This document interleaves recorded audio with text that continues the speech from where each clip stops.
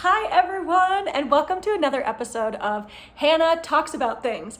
So I'm currently in Vail, Colorado for a wedding, and I was doing some work in my hotel room, and I was uploading a video that our wonderful therapist here at Rose Wellness, Sarah Shefflin, recently sent me about movement and therapy and walk and talk and just the importance of that and all of these benefits and insights regarding that. Go check out Sarah's videos, she's amazing. But I uploaded the video and it took 3 minutes. Now, I recently moved to Asheville, North Carolina, and the Wi-Fi is not the same as in Baltimore. So basically, uploading videos takes about 5 hours. And so I figured while I was here and had this good Wi-Fi, I would use this time to kind of impromptu just record a video and upload it, because uploading videos at home is so freaking hard.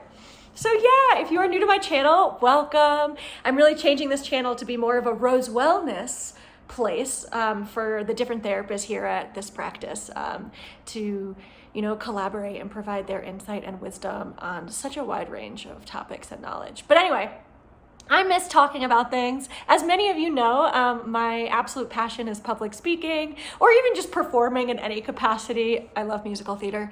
And yeah, so I was thinking about what to talk about, and I was looking at a list of ideas that Sarah and I had come up with, and one of them was about when it's healthy to quit. And so I'm going to loop this into my experience with Survivor, because I know, that is something I have not talked about on this channel at length, although I've talked about it on other podcasts. And I wrote an article for Johns Hopkins magazine called The Art of Quitting, but I wanted to loop it into when it's time to trust your gut.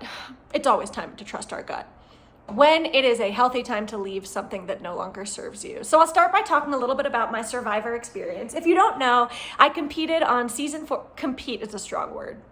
I happened to be cast on season 45, yes, that show is still on, of Survivor, a reality competition show where 18 people are basically marooned on different islands with their tribes and have to fend for themselves and are in a full state of deprivation and starvation and fatigue and dehydration, and then have to compete in physical challenges, voting each other out. It's very psychological. I fell in love with the show while watching it during COVID.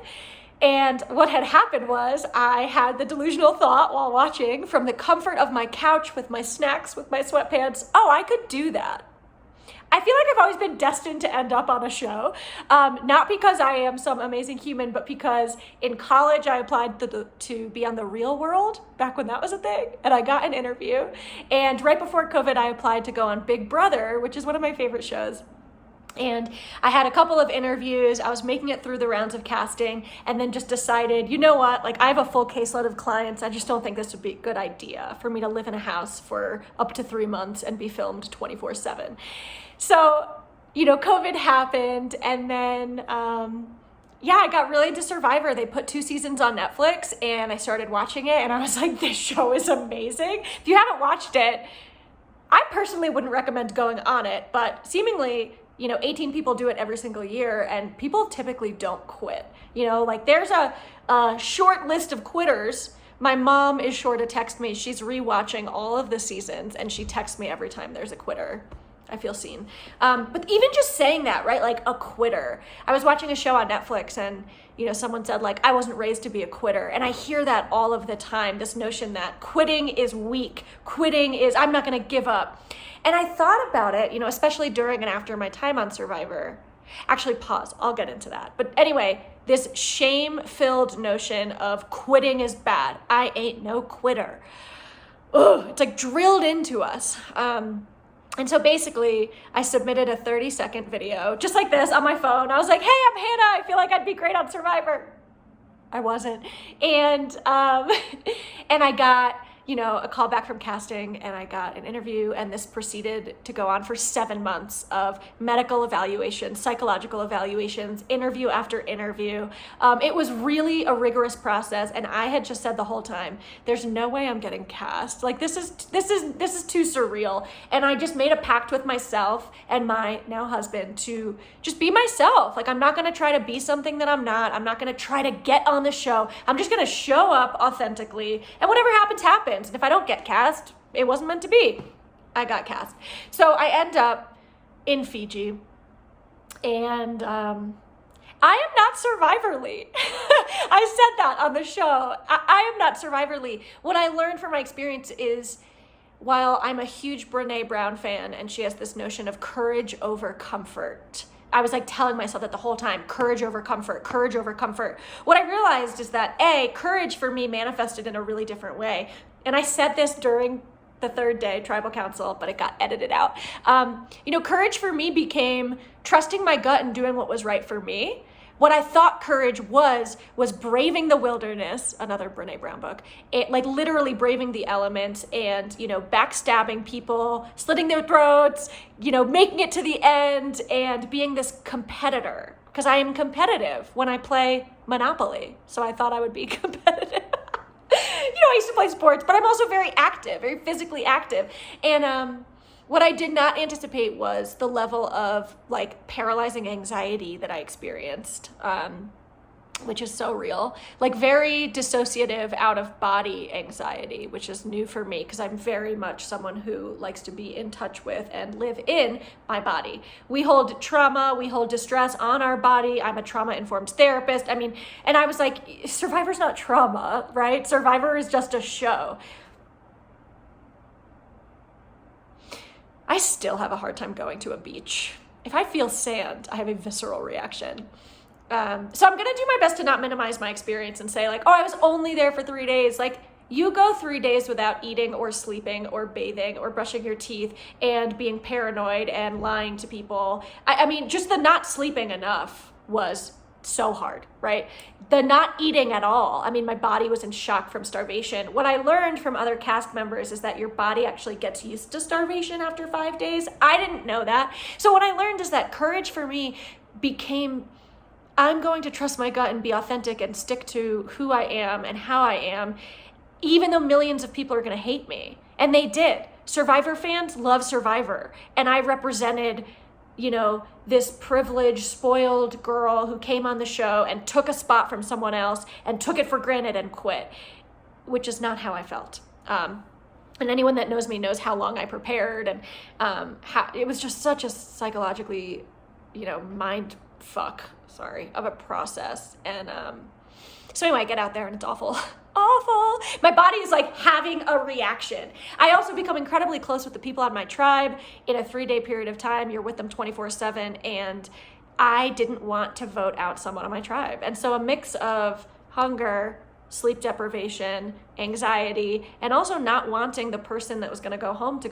It was their dream to be on the show, and I didn't want to be there. And I said the only reason that I would keep my mouth shut right now is to save face on national television. And if I am one thing, I am authentic, and so I'm not going to do that. And so I begged my tribe to vote me out, and they refused, and I threatened to quit, and so they voted me out. So obviously that did not go over very well with the public.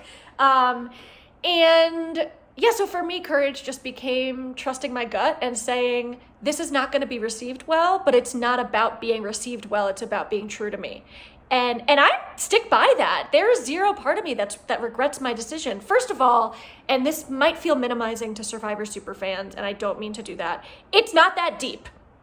Like, read the news. It's not that deep. It is a TV show. And I was grateful to be there. But at the end of the day, it was not for me. And I figured that out very quickly. And instead of dragging someone else down with me and letting someone else go home first or someone else go home second, I said, please, please, please, please, please, my heart's not in it. And I don't regret that at all. I'm actually really proud of myself. What was tough was dealing with the backlash from the public. I recently did a podcast with a former survivor named Tyson. And then the next day I did another podcast with Rob has a podcast, which is like this phenomenal, just like smorgasbord of podcasts about things. Anyway, and I looked at it and someone commented, I still don't like the quitter or something like that. And, obviously this is a very different experience, but Brene Brown talks about how her first TED Talk about vulnerability went viral. And it was like every single source of insecurity and shame is what came up in those comments. People commented on her weight, they commented on all of these things, and it was just like this, all of these shame triggers. And for me, the same thing happened. A lot of the comments, and I'm not even on social media. Like I'll pop on for a second and then like leave. Watch the video, How to Break Up with Your Phone. That book changed my life. Not having a social media addiction is so freeing, and I have a better relationship with myself and others because of it. That's just me. But basically, like, I was getting personal emails, like to my work email. I was getting 1-star Google reviews on Rose Wellness, and it was like, I would never take advice from a quitter.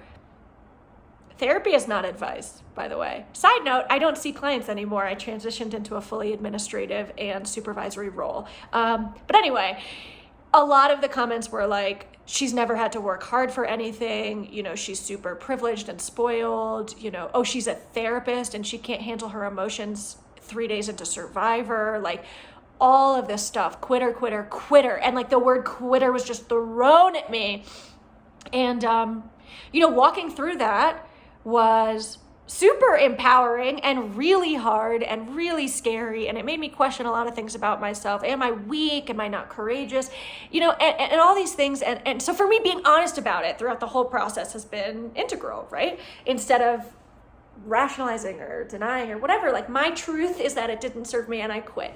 And what I wrote in this article for Johns Hopkins Magazine was that, you know, thankfully, when I wanted to quit lacrosse and pursue musical theater, my parents didn't say, we didn't raise a quitter, stick with lacrosse.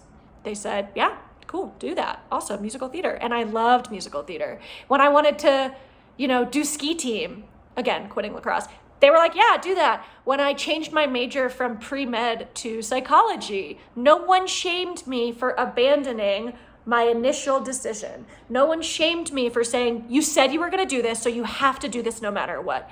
And I think about how that permeates into our culture and this idea of, I'm not quitting. I mean, as many of you know, I am sober. I got sober in 2011. I just celebrated 13 years sober. And thankfully, no one said to me, oh, you're quitting drugs and alcohol? That's so weak. But I've seen people with the t-shirt, and I know it's a joke, but still, that rehab is for quitters. And I'm like, bro, like, I'm sorry, if someone chain smokes cigarettes and they quit, are you going to shame them for quitting?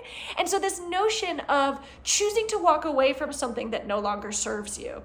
And again, to me, Survivor is a silly example of that because it's a TV show.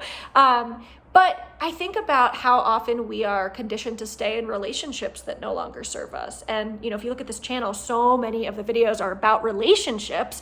And the reality is, like, you know, we get into relationships for whatever reason. There are so many reasons that they can just not be working or not be right for us. But we tell ourselves, well, I can't leave because I committed to this person.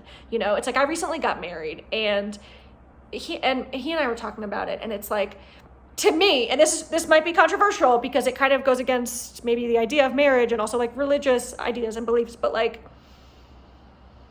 if I marry someone and so much changes, or a person really changes in a way that is incredibly, you know, devastating to the relationship, or like the rules, the values that we went into this relationship with fundamentally change, like, I'm not gonna stay with that person just because I married them. That's just me.